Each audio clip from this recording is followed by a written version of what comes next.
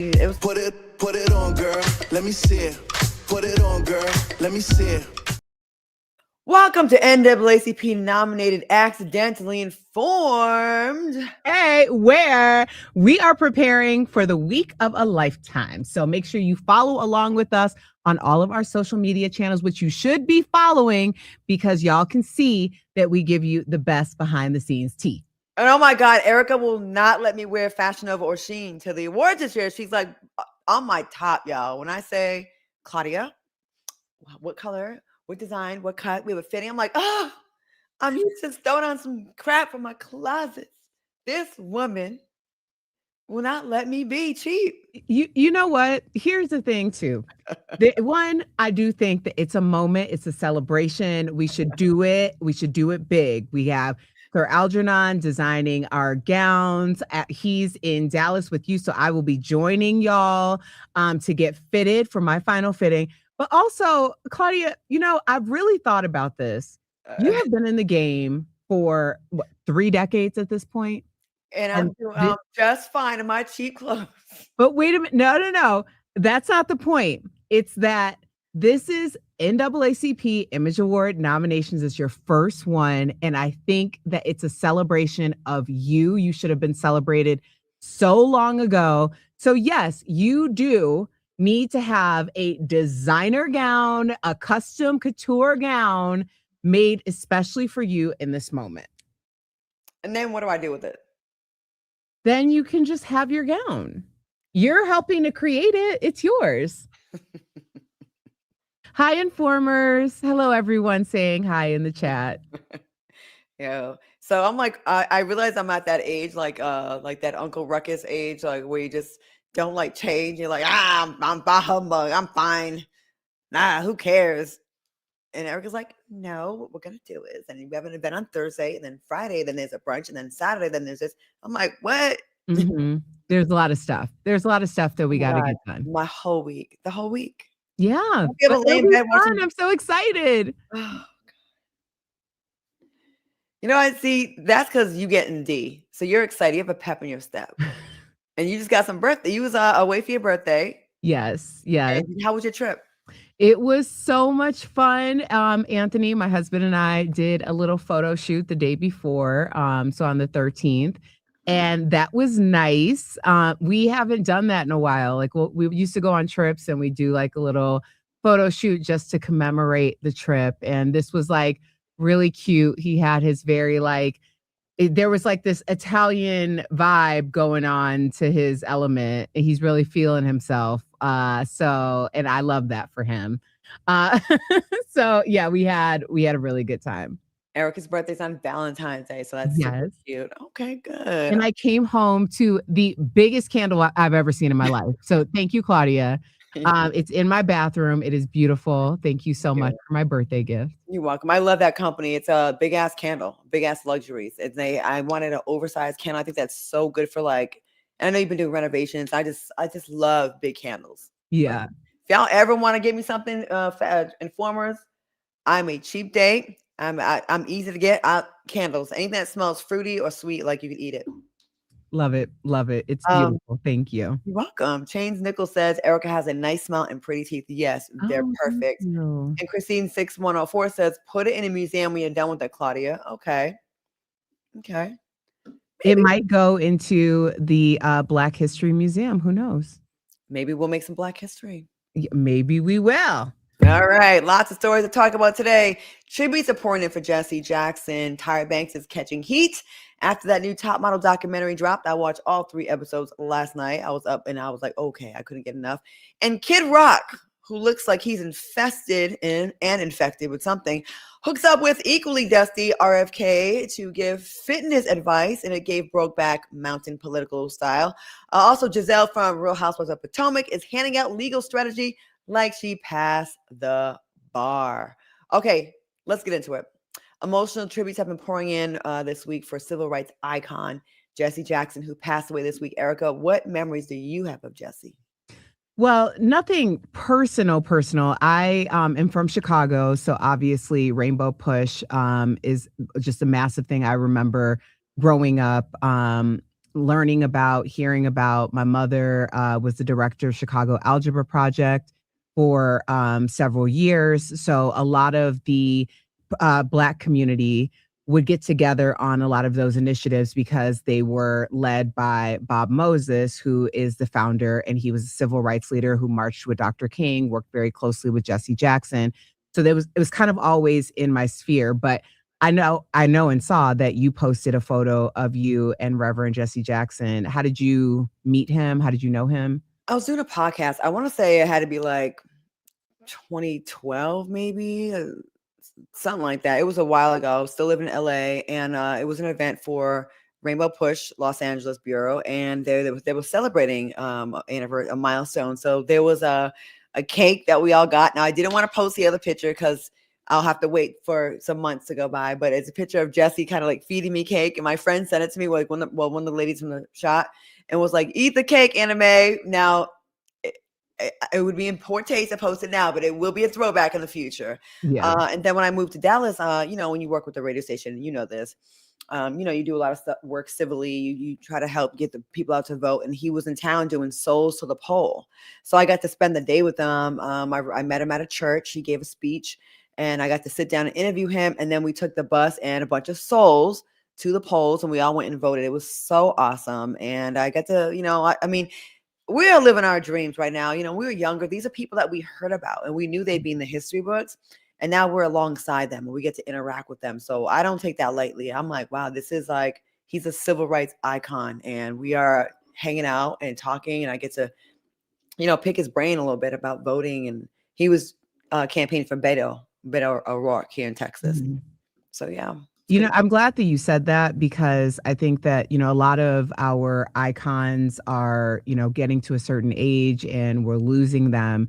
And oftentimes, unfortunately, in the society where things are very fast and furious, and we tend to not really pay attention once the news cycle goes on to the next.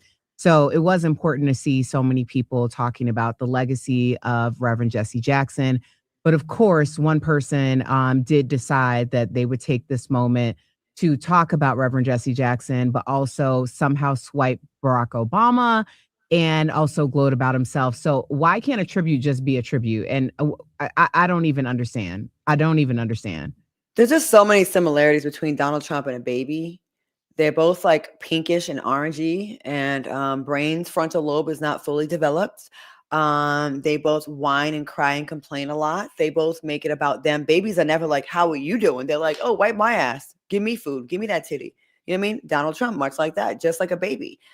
He craps in a diaper all day and expects, someone else to clean up the mess.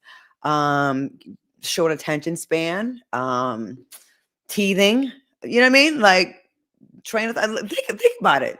I'm kind of eating right now. There's a lot of you're on a roll. Yeah, you are. You're on a roll. All things babies are self-centered. They pop out of the cooch, and they're like, okay, your entire world has to change because I'm here now. That's exactly how Trump is. He makes everything about him, just like a baby. So I think it's disgusting. But at this point, I mean, I was surprised he didn't throw more insults at Jesse Jackson.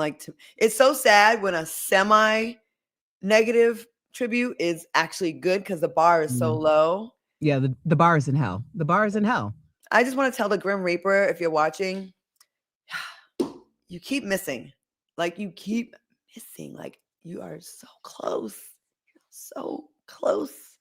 It's so far. Just a little. Chicago, just go a little bit. Is that where he died? Was he in Chicago when he died? I'm not sure if he was, because he was still, his residency whole time was Chicago, right? I mean, you're getting closer. Yeah, you're getting closer.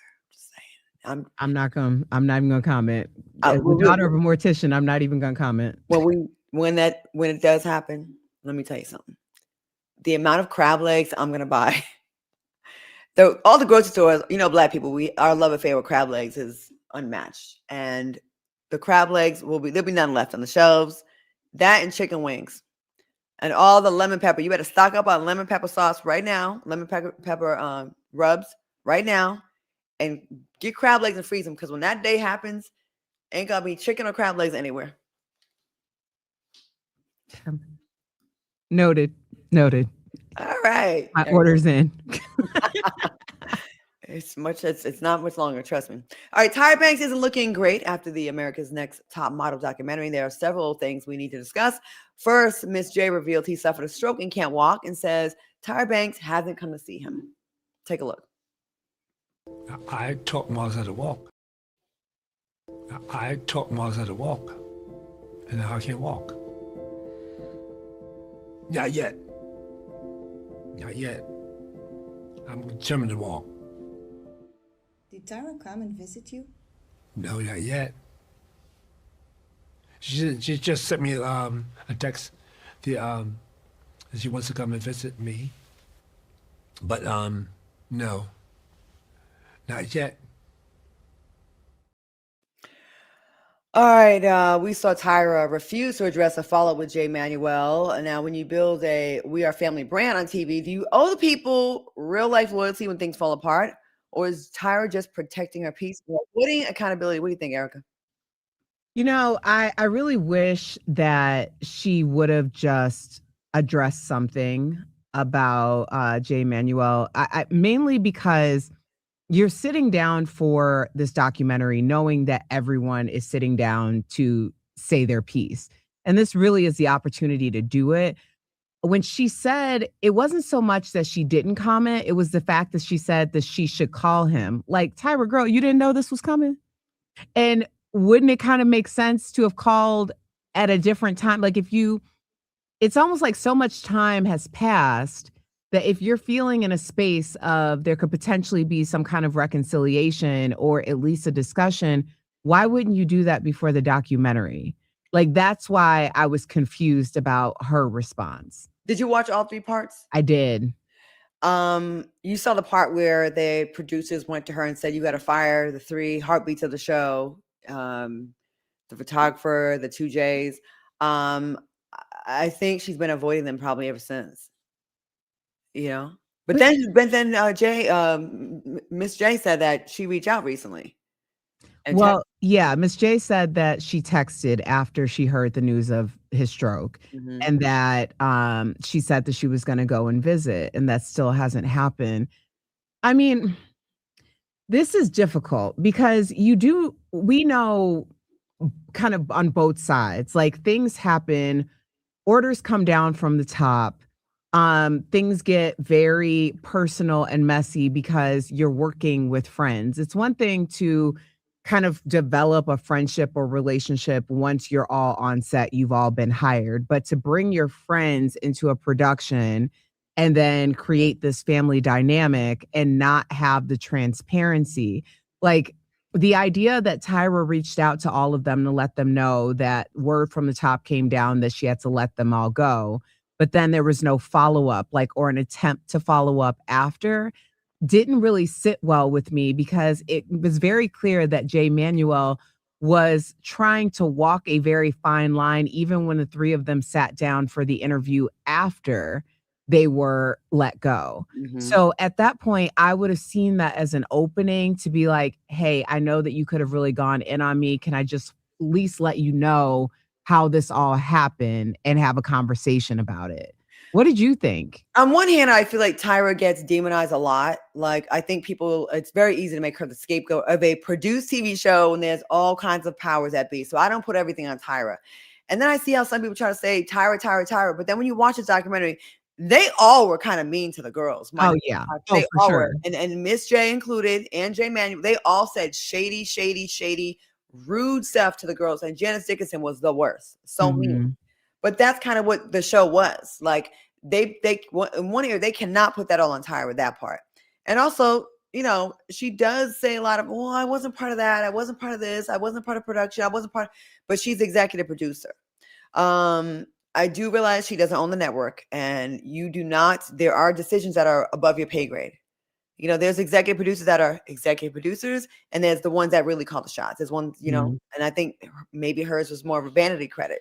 You know what I mean? Like, she got to say some things, but not everything. But I get it. It's uncomfortable. I totally get it's uncomfortable. And you have survivor's remorse, right? You're the one that's left behind, and they want you and not your friends. And then eventually, guess what happened? They got rid of her too. Yeah. I mean, here, this is another thing I think people kind of gloss over when we're talking about this, because this is all like you're revisiting an era in time and putting all of these things in today's standards. And the truth is, we all sat there and watched it. You know, it was appointment television. People were entertained. So many young girls felt like this is where they wanted to be. And we saw a lot of the things that were happening. But I think, and I'm not saying that any of it's excusable. I'm just simply saying that that was the climate that also led into all of the other types of reality shows that people love to enjoy. And whether it's because they like the shock and awe value or they like the entertainment. But Tyra was in her 20s when she was pitching America's Next Top Model. She wasn't even 30 yet. Because if she's 52 now and the show premiered in May of 2003, Tyra wasn't even 30. So I feel like that gets missed too. Not to say that 28, 29 isn't an adult. Yes, you're an adult and you are a grown woman and also someone who had experienced so many of these things. But she literally left basically the catwalk and became an executive producer to one of the biggest shows in pop culture history in reality. So I get that she's getting a lot of scrutiny and people are rewatching it. And also the fact that they rewatched it during COVID, I think was a very important note because everybody was so laser focused in social justice, social issues, making sure that we were speaking up for people as we should be. But then Tyra got thrown into that mix in a lot of ways. And I don't know if all of it was 100% fair. It's not fair because people forget how things were different. Just like the jokes that used to be able to fly, we could get away with 10, 15, 20 years ago, even 10 years ago, even the things that are taboo to say now were on regular television a few years back. And people, you got to put things in context. Like, don't judge like yesterday's actions by today's standards, because a lot of things, society has changed as a whole on what we tolerate. And then we've grown, right? Oh, I didn't know that was offensive. I mean, you know, when we used to refer to little people as the M word, now that's offensive to them, but that wasn't offensive maybe 5 to 10 years ago when we find out from people that things bother them. So I don't know. But there was some mean things that were happening in that show though. Like one thing I did not like, and this was production, when that young girl got drunk and I believe was taken advantage of by that boy. I feel like she was Shandy. I think she was raped. That's what I think. That's what it was given to me. That's what I felt like. And no, everyone's just like looking at it like, oh, she just got drunk. No, you guys brought the boys in. Actually, she should be your liability. Like that should be the network that's in charge of that. Like we couldn't have men in our rooms when we did the Miss USA pageant and none of that. Like we had to, they're responsible for us. She could have got pregnant, HIV, anything could have happened that night. And the way they exploited that, and then she had a boyfriend, they didn't protect her at all. They should have like not used that first. So I thought that was terrible. That to me, that was the worst part of it. That, and I remember because I remember when that aired. And I remember the discourse about it. And so many people, like, you got to think 2000, so that must have been 2005. So I was in my early 20s. I had just graduated from college. Mm-hmm. And you're a woman in the world, but you're also a very young woman in the world. And people who are speaking up about how this show, you know, gave them ED, or, you know, how this show influenced their, you know, self-image. These shows are also influencing SA culture in a lot of ways too. And how many women just put all of the onus on themselves, believing that, well, I shouldn't have drank that much, or I shouldn't have allowed, you know, but at the end of the day, if you weren't knowing what's going on, you're not in your right mind. Also, the idea that it was all filmed. So there were other people in the room. That girl being this so happen. Skinny girl, hasn't eaten, drinking around boys, away from Passing out. And there was a film crew in there recording the entire thing and no one said anything. That was, to me, I did not remember that happening. I don't remember that. And I think that was disgusting. And I feel like she should have gotten a huge settlement for that. Honestly, I think she should have gotten a huge settlement for that. And they were responsible for her. That was That was messed up. That was horrible. And the way that it was discussed, like, I felt like somebody should have had some type of a lawyer or media training to discuss that in a different way, especially by today's standards. You're going to come on and say, well, we shot it as a documentary style. So as a documentary style, you're going to allow a woman who clearly isn't coherent to participate in sexual anything on camera. Now, one cameraman or producer could jump in and be like, hey, hold on. You're not taking her back to the room. You're not doing that. We can just show the flirting and the hot tub. That was enough for her boyfriend to break up with her. But then to show that and then, Yeah. Tyra, now you know what? I'm trying to have you back and y'all pissing me off right now. I'm actually getting really mad thinking about this shit. Imagine you trust a company, you sign away all your rights, you go thinking, I'm going to try to be a model. And then you would never think they're going to have boys in a hot tub with you. And then this happens and they don't protect you. That was their bad. Yeah. Yeah. They No, said I they- agree. they I said that agree. they I cut- will never forget. I will never forget that episode because I just remember just how painful that was for her, but also the way that it was discussed and how it was discussed amongst social media wasn't really a thing back then. I mean, MySpace and stuff was like coming out, but it wasn't what we have now. And it was still a very pervasive thing that it was on her. You know, she cheated, and the whole storyline became she cheated, not the environment of how this alleged essay occurred. And I mean, the whole thing, it's one of the most memorable moments, but there was another memorable moment that didn't sit exactly well with me because there was a former contestant who was really on the receiving end of Tyra's infamous screaming rant on air. So you'll remember this moment. Maybe I am angry inside. I've been through stuff, so I'm angry. Yes, but it's not. This is not. Be quiet, Tiffany. Be quiet. That's what is I'm wrong not with you. trying to- But you're not. Stop it! I have never in my life yelled at a girl like this. When my mother yells at this, it's because she loves me. I was rooting for you. We were all rooting for you. How dare you? Learn something from this. So that's Tiffany Richardson. And this week she responded to the documentary saying, quote, Tyra, you are one lying ass, tied ass bitch.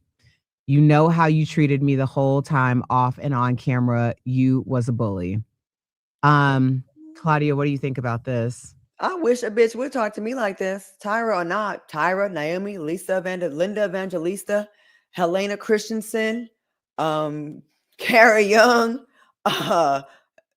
none of y'all. Stephanie Seymour, Cindy Crawford.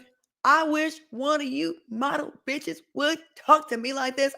God damn it, how I'm out of here. And we're about to fight on the way out because what you're not going to do is try to humiliate me. You can make your point without all that screaming.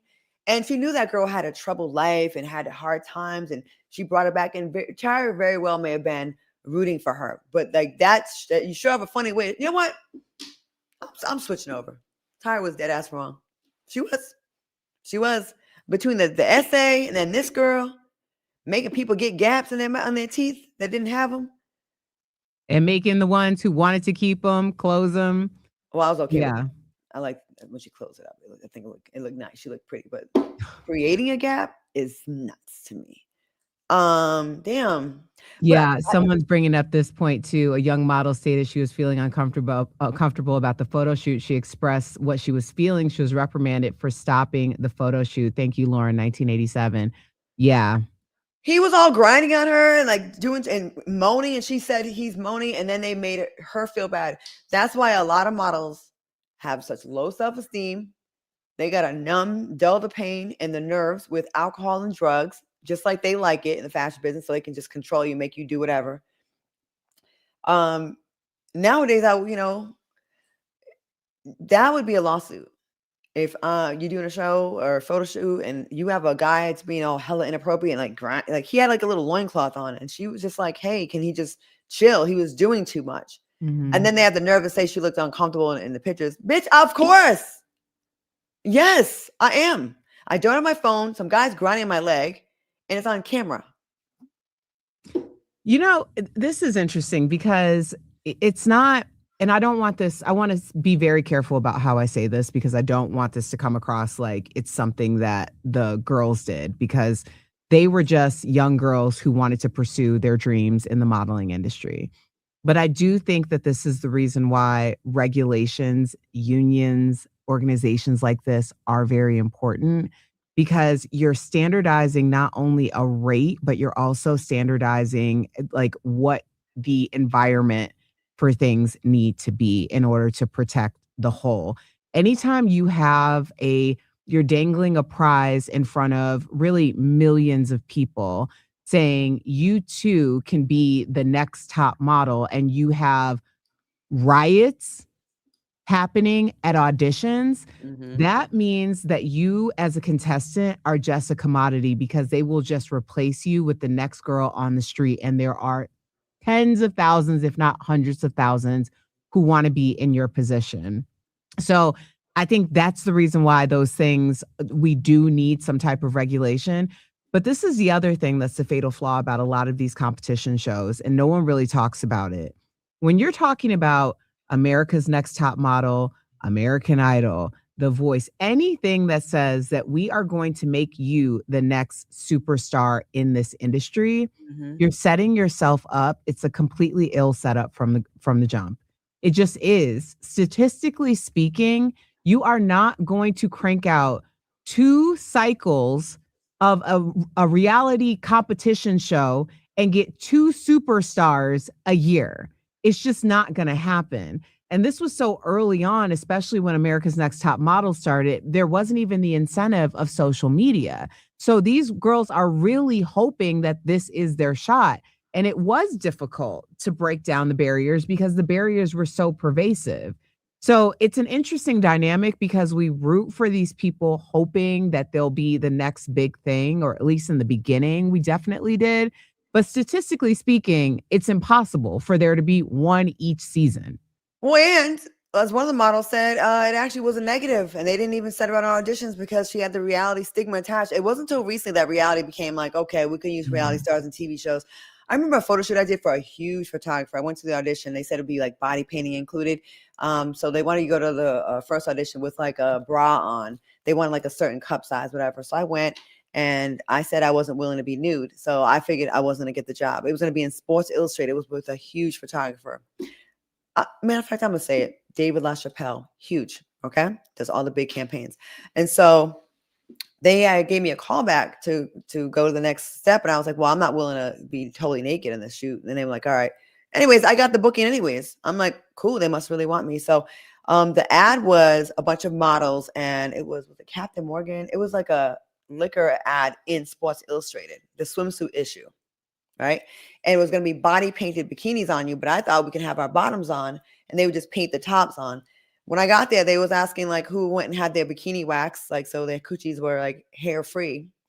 And I was like, well, it doesn't matter because I'm not going to have my coochie out on a public beach in Malibu outside, not a closed set. So I stayed firm. Like, I'm not taking my bottoms off. And there were girls there, right, that they were like, and it wasn't the photographer that was doing this. It was like the person that was like organizing it.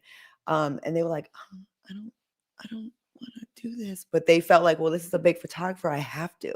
So they let the women, the makeup artists, paint a bikini bottom all up in their fucking crotch, booty, like all in their butt crack and everything. It was very humiliating. I was like, hey, y'all, I'm going to leave. I don't have to do this. I'm on The Price is Right. I have another job.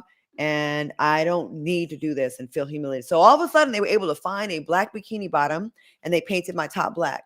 So I was like, okay, but I felt bad for the other girls because they weren't willing to stand up for themselves. I was always like this, like, I'm not doing it. So anyways, I go and I line up with the girls and I could tell someone was so uncomfortable. They were like insecure, like, they take out a hose and spray it at us like a fire hose, right? And the look, which I didn't know this, was the body paint was supposed to be like melting. We're outside, middle of the day, young girls with a lot of them are just naked. They're naked and they just have body paint covering, like painted on bikinis, and the makeup is just like dripping off. I felt so humiliated, and I wasn't all the way naked like they were. And it was after that, I swear, I was like, fuck modeling.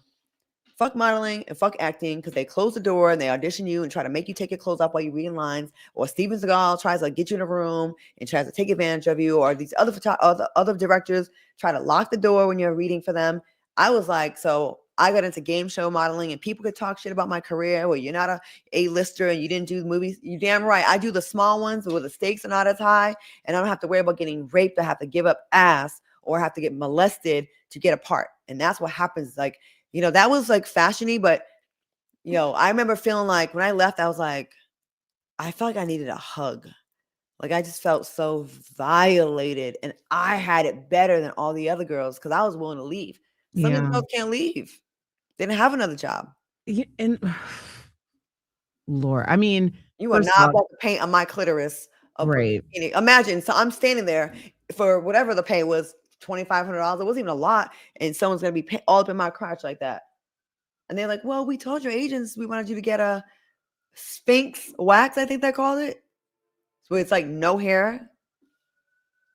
Hell, when people ask me, can you give me some advice to get into modeling? I go, yes, don't.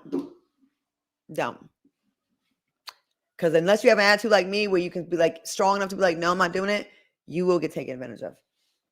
Well, yeah, but you know what? It's like that for anything. Like that's the number for, especially when it comes, not anything, but in the entertainment industry. Like if you are someone who is in front of the camera, specifically if you're in front of the camera, because that's also the setup. Oh, you're not going to do what we want you to do. Then you know how many other people have auditioned to be in your seat? Okay, well, we'll just pull one of them and put them in there because there's somebody that fits your exact archetype that'll do it. And we don't have to hear their mouth. But like, it wasn't until probably the past 10 years that I've gotten very, very vocal. In my 20s, I wasn't. And I had this amazing woman. I can't remember her name. I wish I could remember her name. She was the makeup artist for this shoot. And it was a catalog for like a lot of suits and stuff in this catalog. So I didn't anticipate this being a part of what we were doing. And the photographer brings out a lace negligee, full lace, like top bottom, and tells me, okay, this is the next thing that you're wearing. And I'm looking at this thing because I had worn a suit. Like, and I'm talking about like a suit with like a suit, like almost like a church suit right before that. So I don't know where this lingerie came from. And I was like, oh, okay. And I said, but I don't have anything to wear underneath that's like a nude color. And he goes, oh, just don't worry about it. Just put it on and then we'll just airbrush your body out. Right. And so I go into the back and I'm like standing there with this black lace thing. And this woman, she was probably like in her 30s, maybe she was in her 40s. And she came back there with me and she hadn't come back with me the whole time. She came back there and she closed the door and she said, you're not putting that on. And I was like, I'm not. And she's like, hell no. She's like, you are not putting that on. It's like, you really think that they're going to airbrush your nipples and she said, your kibbles and your bits. And I was like, well, I don't know what to do because I wanted to get paid. And I was with a reputable agency. So I'm like, well, everything must be on the up and up. That woman came out and she told that photographer she is not wearing that. And she just stood there and he was like, okay, well, we'll get another model. And she's like, okay. And they used all of my photos with the suit and I got paid and everything was fine. But that woman stood up for me because had I just been there, left to my own devices at 20, 21 years old, there would be photos of me floating around with that on. Yeah. And you're insecure. You don't know how to speak up for yourself, and that's really sad that, they do that to girls. Like, you didn't sign up for that. I had a photographer get me out of some of my clothes, my top one time, and I'm just waiting for them to just drop one day. And I was all like shy and stuff. I know he got some titty pics. I know he did. I was all like thinking it's like some beautiful, beautiful beauty shot. It wasn't. I'm sure, And they do that to these girls. They do that. It's such a breeding ground for like predators. Ugh. Yeah. Yeah. Anyways, Tyra, I know there's another documentary coming up because I'm part of the series, Dirty Rotten Scoundrels, coming to E. They're covering Top Model, The Price is Right, and Dr. Phil's show. So we'll see what that one's about. I don't know why they got Tyra on the map right now for like getting her, but somebody must be mad at her. Yeah. When does that come out for you? My episode is on the March 18th. So I think it starts on the 11th. So I think maybe mine is second or third. I'm not sure. But I'll definitely let you know. We will be discussing. Yes, we will. All right. There's a study floating around saying people who are physically fit report being less angry. Do you think Pilates is powerful enough to silence your road rage and your anger? Okay, so I do love me some Pilates. Shout out to Taylor. I've been doing Pilates with Taylor for 7 years, twice a week. What I will say about that for sure is that my core has never been stronger. However, I don't know. I've been a 2, 4, 6, 8, 10, 12 since I was, an adult. And I don't know if I was angrier when I was less in shape. I was super angry when I was doing fitness competitions. I once had a meltdown over Dairy Queen Blizzard, and I will never forget that day. Were you on steroids? I was not on steroids. I tried steroids before. You did? Why? Because I was lazy. I wanted to I took Anavar to get me cut. Is it Anavar? Is that what it's called? Anavar? I have no idea. That's a steroid? You don't know about Anavar. I do not know. Damn it, girl. You could have won all of them instead of most of them. No, well, I did. I won a lot. Oh, okay. I stand corrected. Okay, so Anavar it's called the girl steroid. Like it's not as strong. So it's like powder. It's disgusting. When I tell you I'm almost like I'm advertising it. Don't do this, you guys. In like 2.5 weeks, without doing like anything, my stomach was like, brrr, my stomach was fire. Like I was so cut and ripped, and I was eating candy and chocolate and sugar. Imagine what I could have looked like if I didn't. Now, I did break out in the back of my neck, and my vanity wouldn't let me do that. I was like, oh no, my skin has got to be smooth, so I stopped doing it. I did it one more time, and it didn't work as well. But the first time I did it, I could not believe it. I could not believe it. It just ripped me up, and I said, I see why people do steroids, but they said Claudia is always trying to corrupt Erica. Damn you, Christina. Tell her. And so I felt myself being angry. I'd have steroids before for like inflammation on my swelling in my face to go down. And it does affect your mood. Like I definitely had rage a little bit. Like I was like extra, what you looking at? See, no, never a steroid. Now, I did have to take a steroid for 7 days when my face broke out. Ooh, were you angry? Well, I was more just hurt because I don't know if y'all have ever seen those pictures. You can find them on my Instagram. I basically got a peel and then went to a gun range and I got gunpowder in my pores, and it took 8 months for my esthetician, shout out to Angel Aesthetics, to fix it. But I had to do a 7-day steroid to make the swelling go down. It's the most disgusting thing. It's the most disgusting picture you'll ever see. But no, I would just get like, I was hungry. That's why I was angry. You get so like depleted. You're eating like 700 calories a day. Oh, definitely. I didn't need a steroid because when you're eating tilapia and asparagus for breakfast, lunch, and dinner, that's enough to make anyone very, very angry. I know your pee smelled like hell. Oh my gosh. Yeah, it's a lot. It's an extreme sport. So there you go. Just try for peptides if you want to be thin. Tirzepatide. I have a shipment at my door right now. I'm like, GLP-1 is really, go GLP-1. Don't go steroid. Yeah, I got it. They just delivered it at my door right now. Yeah. I'm like, well, that's what we should get an ad for. A Zepbound ad sponsorship. Oh, okay. Let's look it up. We'll work on that. Okay. We gonna do the next one, or you want to do it? Oh, sorry. I was really thinking like that's actually a really good idea. I wonder if we could get a Zepbound. Are you sponsored by Tirzepatide? Or Speaking of working out, okay, Claudia, you sent this to the group chat. We have to talk about this story. The new video of RFK and Kid Rock. This is supposed to inspire all of us to hit the gym, apparently. So to anybody who may have missed this, Claudia is so entertained. Let's take a look.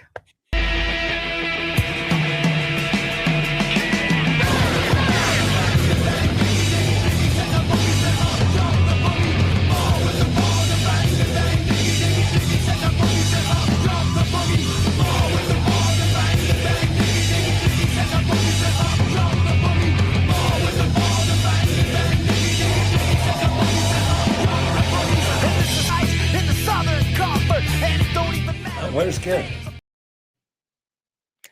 I have one question. Who's the bottom and who's the top? There's no way they ain't fucking. It's very homoerotic. It's very much like, yeah. Come on, rock. Give me rock hard. There now, RFK is 1000% like I think, my opinion. That looks like steroids. Definitely, he's got that red look, inflamed, the thin skin, the old man body. Look at that. Oh, 1000%. Yeah. Rock, look at him. Look at Rock. Looks like an old English woman. His face. Take the mustache off. That's an old old British woman right there. No shout out, no shade of Great Britain, but I a lot of wasn't beautiful ready. people. That's what it looks like. Not an old English woman. What? Can you see the picture again? Megan, can you see that picture one more time? Oh my God. Oh yeah. Oh, so I think Kid Rock is the bottom. See how RFK's behind him with the arm on his shoulder? And Rock is like, see his arms? He's like bracing himself to like, just relax, just breathe. Just breathe. And he has the shorter shorts on, like ready to take him down. Oh yeah. Rock's getting bent over. In my opinion. You know what? Here's the thing, because obviously, if they were hooking up or they were together, like whatever, it's no. RFK's a married man. He's supposed to. Well, I mean, other than their status, I'm just saying, if it was two men, then that's whatever. Nothing about gayness. It's it's just the fact that these are the same ones. Kid Rock was the one who like completely led the campaign against Dylan Mulvaney when Dylan Mulvaney was doing sponsorships for Bud Light. And Dylan Mulvaney is a trans woman. Right. Mm-hmm. So that's what I have an issue with. It's always the ones that are so loud about the LGBTQIA plus community doing some things that they're honestly, it's really the reason why they get so upset. It's like, oh my gosh, you can be openly who you are. Like it's a projection of their self-loathing. It's like, it's. Okay, if it was the end of the world and the future of the human race depended on you, and there were 3 men left in the world, RFK Jr., Kid Rock, and Steve Bannon, who are you going to let impregnate you? Well, clearly it's the end of the world and the world needs to end. Because I'm not going down this road. Okay, if everyone's still alive and they said, if you don't get you know, you got to pick one of these guys, Erica, who's it going to be? You had to pick one. Who's the lesser evil?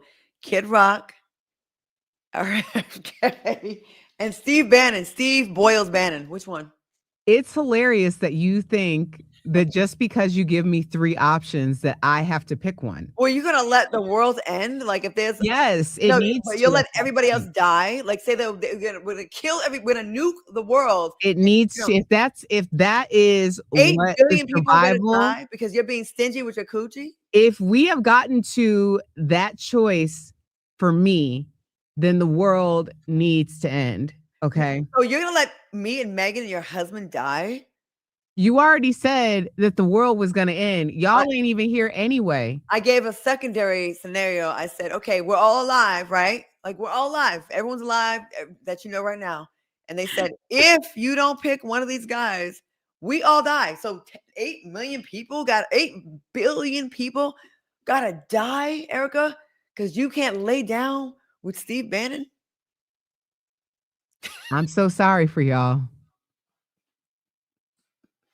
I'm so sorry for all of y'all. Okay, what if I threw in Donald Trump and then the Yin Yang twins? Yeah, I'm Can't so pick any of them? sorry. I'm so sorry. No? Yeah, that's gone. It's just the way, everybody got to go sometime. Again, you talking to the daughter of a mortician. I know we all have an Damn. expiration date. So we all gotta die. Yeah. Yeah, exactly. Lauren, thank you. Claudia, who would you pick? Well, we can't end the show without some housewife drama. Giselle O'Brien was recently asked if she thinks we're running out of time. One of the SFO should take a plea deal in a fraud case. Take a look at what she said. I know we all don't know and we're all just waiting, but is that kind of like a telltale sign? Like maybe you should take a plea deal if they offer it. I'm sure she should. Maybe Not maybe. time or no. For definitely. For definitely. Okay. I love Giselle. I really do. Not because of this. I just like Giselle. She just is who she is. She don't give a goddamn about nothing. No. What are your thoughts on Giselle giving legal advice? I think it's sound advice. Yeah, I do think it's sound advice. If there is a decent deal that comes across the bend, and if they know that they're not 100%, this is if they know that they're not 100% innocent and they get a decent deal, then I think a lot can be learned from Karen's situation and she should take it. Yeah. So do you think are you leaning more towards they're guilty or innocent? I mean, I don't know. I find the whole thing very suspicious. Do I think it's the worst crime in the world in the history of crimes, particularly the ones that we talk about in the pop culture sphere? No, but I do think that, it's a difficult thing. Like, I don't want to see this family be dismantled. Like, I really don't. I don't want to see, two educated Black people who have gotten married and created this beautiful family go to prison. That's not something that I'm going to cheer for.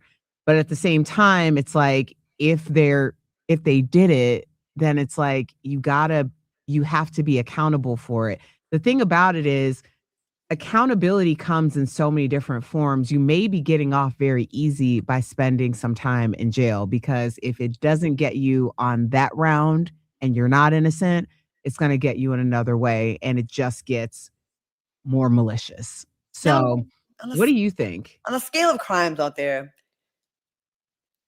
I'm sick of insurance companies. I really am. I've been loyal, never let my insurance lapse, paying for homeowners insurance, mortgage insurance, car insurance for 2 cars, goddamn $700 a month, okay? Health insurance. That's the one I would use. All these insurance, they want you to get insurance when you take a flight, travel insurance. I have rarely used my insurance. I remember one time a tornado came through Texas, right? I got this expensive ass homeowners insurance. Now, the tornado didn't directly hit my house or my fence, but the winds are so crazy, knocked 3/4 of my fence down. We were able to prop it back up, looking real raggedy, all kind of spaces in between. The insurance company sent an adjuster, and they were like, it's not really a total loss. We can replace 50-something boards. What? So you're going to put some new boards with the old boards that have cracks in them? They did not want to pay for my fence. So we propped it up and tried to, just to get some kind of coverage back there. It looked like crap. And then another tornado came again. I didn't even bother. I canceled that insurance company. I'm like, why do I have this? The money I paid y'all, I could have got 2 fences. Fence was like $18,000.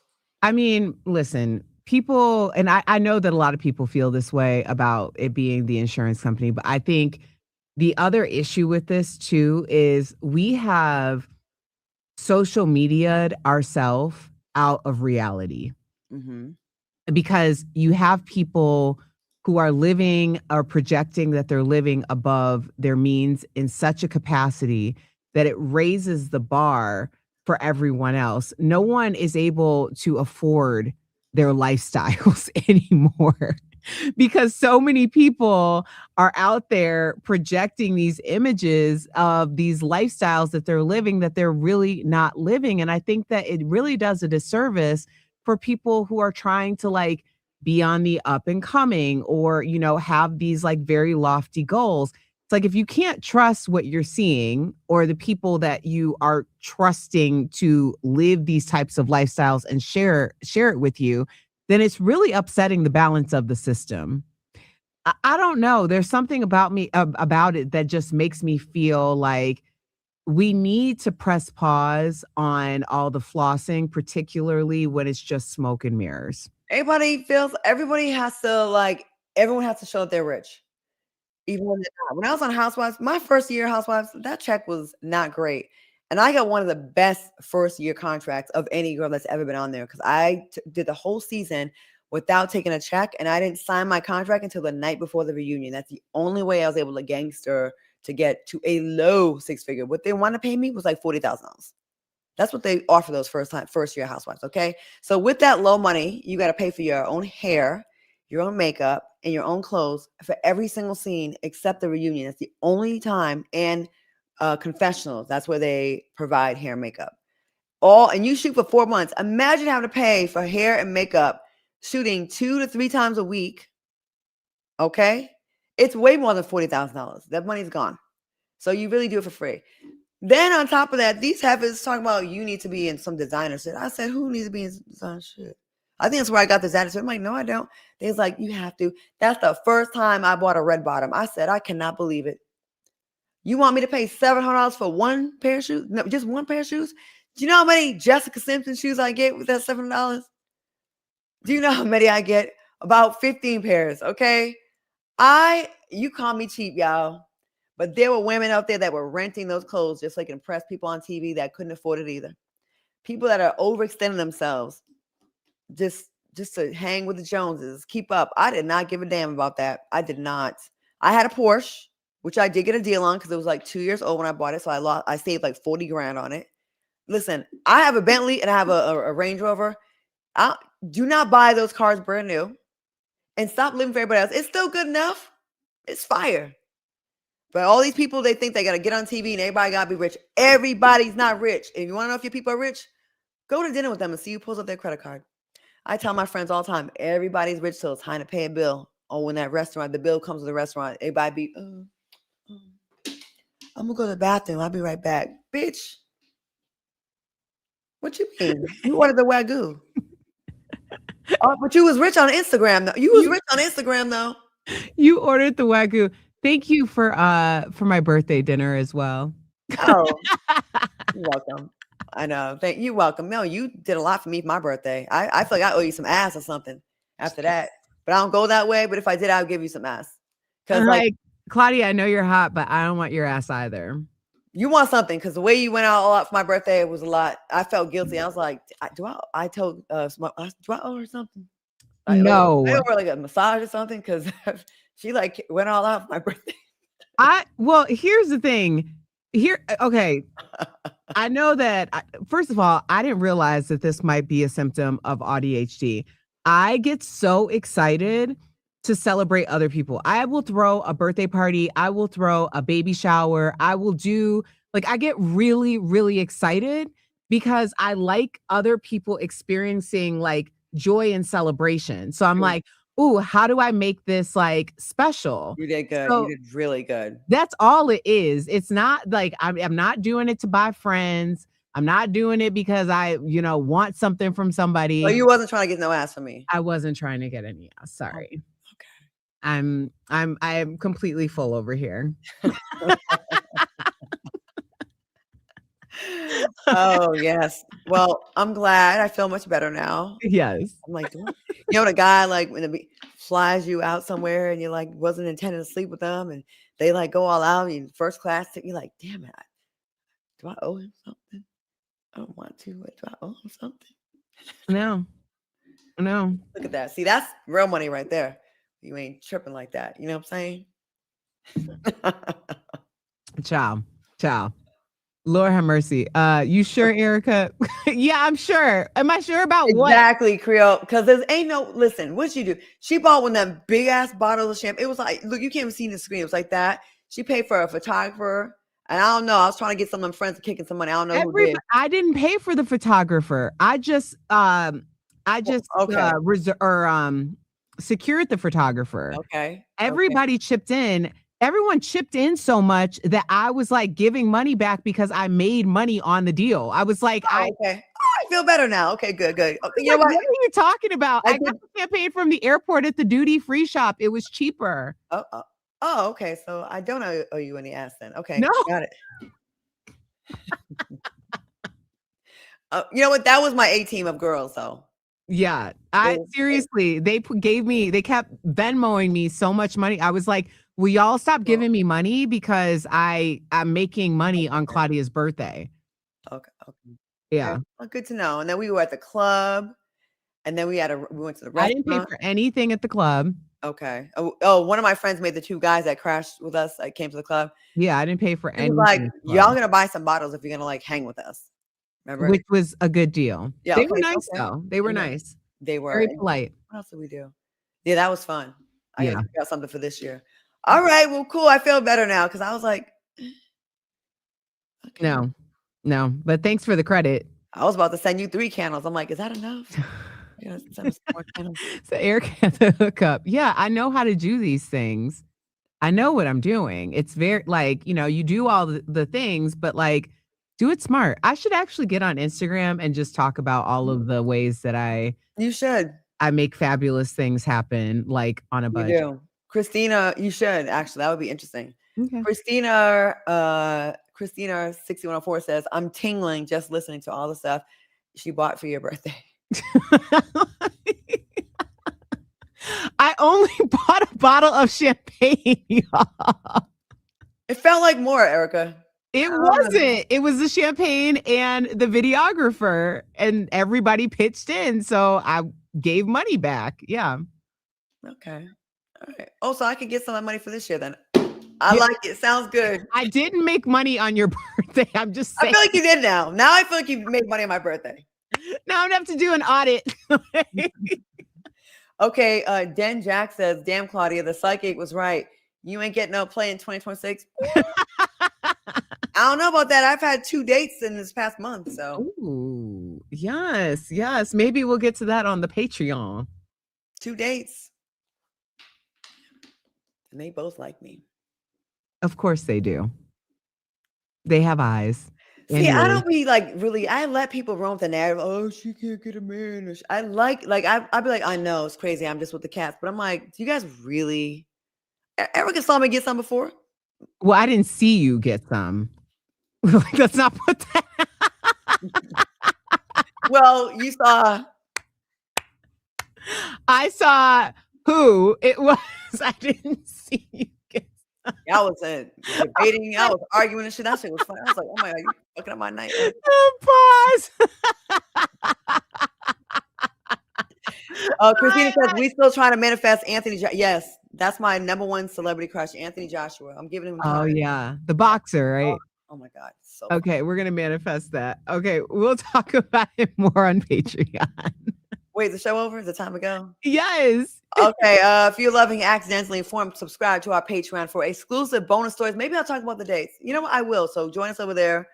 Put Erica's credit card down so you can get in the Patreon because she got a lot of extra money. She got a rebate for my birthday. You're going to get all the behind the scenes. Now, this week, we're going to talk about a woman who caught her husband cheating on Valentine's Day and recorded it.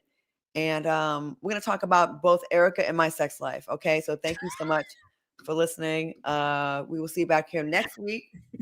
And yeah, we'll see.